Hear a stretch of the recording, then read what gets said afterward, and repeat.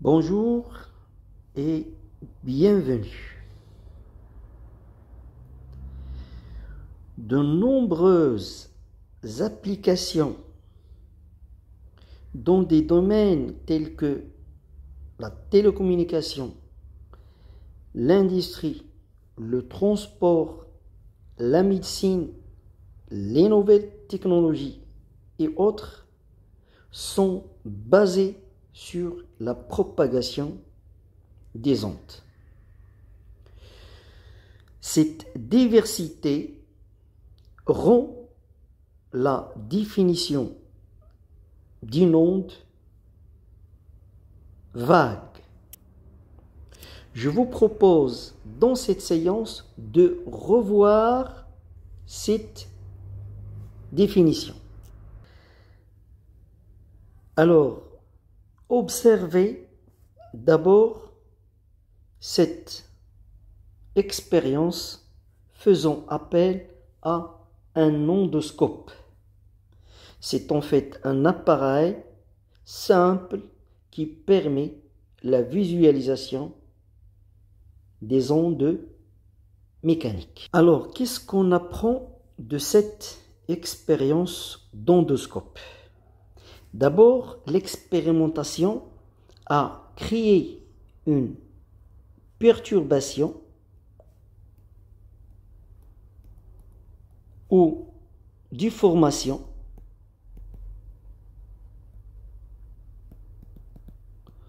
en rompant l'état d'équilibre du système, et cette perturbation-là, elle se répercute d'un point à un autre du milieu. Ce milieu-là, on remarque très bien que c'est un milieu qui est formé de la matière, c'est un milieu matériel. Et autre point, c'est que le phénomène qui est en fait la propagation d'une onde, qu'on appelle onde progressive, ce phénomène-là évolue à vitesse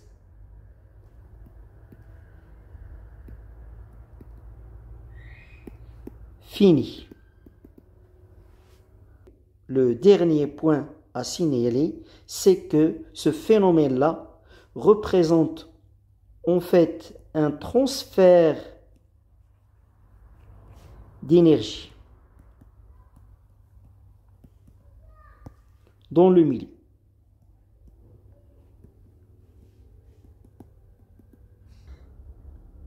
Les constatations précédentes vont nous amener à définir de manière plus précise le sens d'une onde. Alors, vous voyez ici des éléments qui sont mis en gras rouge parce que ce sont les éléments clés. Une onde, c'est le phénomène décrit par une perturbation d'une grandeur physique. Par exemple, pour une corde, la grandeur physique peut être par exemple son élongation en un point donné à un instant T. Donc, dans un milieu matériel, ou dans le vide, parce que les ondes mécaniques nécessitent un milieu matériel pour se propager, alors que les ondes électromagnétiques peuvent se propager dans le vide. Par exemple, la lumière qui nous arrive à partir du soleil. Alors, cette perturbation-là, elle est engendrée par une vibration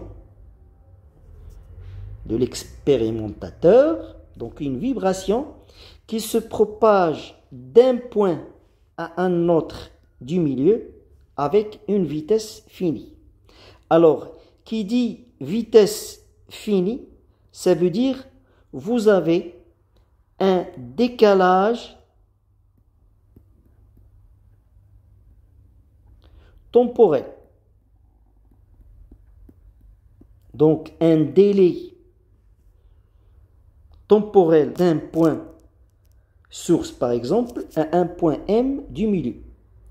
Et vous pouvez avoir aussi une éventuelle atténuation. Alors, lorsque l'onde passe d'un point à un autre, vous avez une énergie transmise au milieu. Cette énergie, bien sûr, provient de la source. Alors, pour finir, vous avez ici le sens qui concerne la propagation d'un point à un autre. Ça veut dire que toute vibration dans le temps induit une vibration dans l'espace. Donc vous avez ici vibration dans le temps, elle induit une vibration dans l'espace. Et donc vous avez un lien entre le temps et l'espace. Alors voilà une définition un peu plus générale et précise d'une onde. Alors le premier exemple d'onde est le son. Alors comment ce son-là est généré? Donc vous avez dans ce schéma un haut-parleur qui va jouer le rôle d'un émetteur de son. Le milieu de propagation qui est l'air et un micro qui va jouer le rôle d'un récepteur. Alors cette membrane du haut-parleur est excitée par la tension U délivrée par le GBF et le mouvement de la membrane comprime les couches d'air voisines. Donc cette compression de couches d'air sera suivie d'une détente. Donc vous avez par exemple compression, détente, compression, détente et ainsi de suite. Et donc vous avez ici la direction de propagation et vous avez ici direction de vibration des molécules d'air. Donc le son représente du fait que l'air est un milieu matériel, donc représente une onde mécanique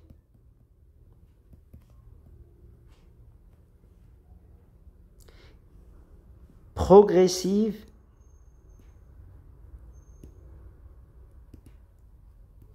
et longitudinale.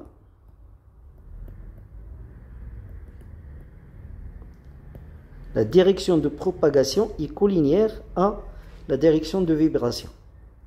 Donc, ce micro-là, c'est en fait un transducteur qui convertit cette onde mécanique en un signal électrique visualisé sur un oscilloscope.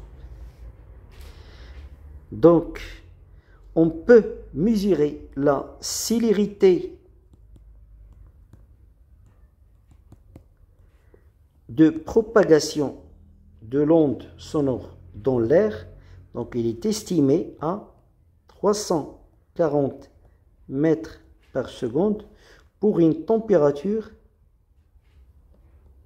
égale à 20 degrés C. Ça veut dire que C est fonction de la température. On reste toujours dans le cadre d'une onde mécanique,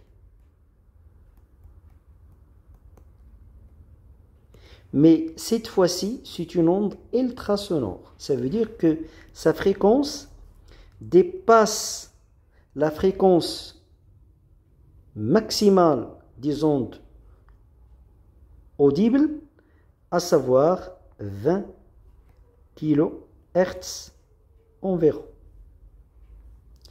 Donc, ces ultrasons-là sont utilisés en médecine comme application l'échographie. C'est-à-dire, donc, c'est un diagnostic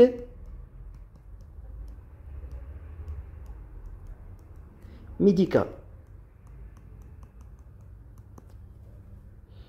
Alors, on vous donne ici un exemple d'application.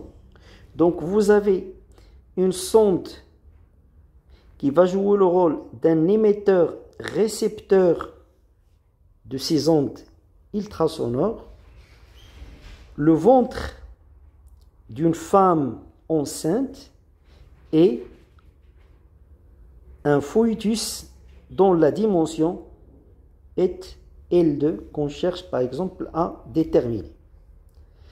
Alors ce que vous avez ici, c'est que l'émetteur émet ce qu'on appelle un train d'ondes ultrasonores, et à ce niveau-là, M1, M2, vous aurez des phénomènes de réflexion, diffusion, parce que on passe d'un milieu à un autre différent. Et donc, vous aurez cette sonde-là qui sera connectée à une carte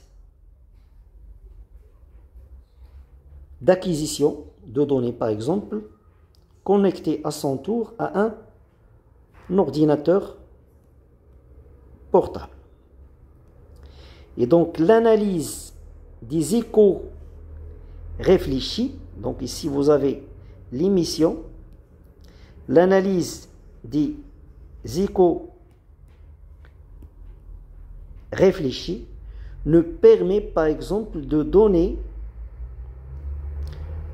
le temps de réception des ondes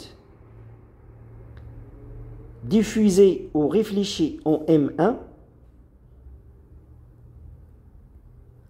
et des ondes réfléchies en M2, soit T1 et T2. Et connaissant T1 et T2, on peut remonter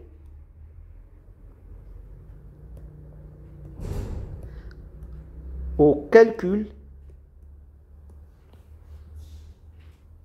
des dimensions des fœtus. Donc l'onde ultrasonore, c'est une onde mécanique également longitudinale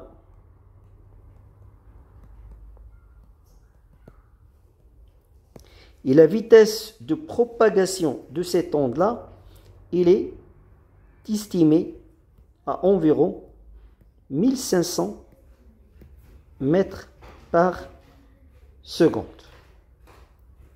C'est-à-dire, on assimile le milieu de propagation à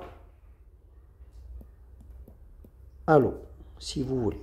Alors, le dernier exemple d'onde concerne ce qu'on appelle les ondes lumineuses. Je vous donne ici l'exemple d'un laser. C'est une source de lumière monochromatique. c'est-à-dire formées d'une seule longueur d'onde.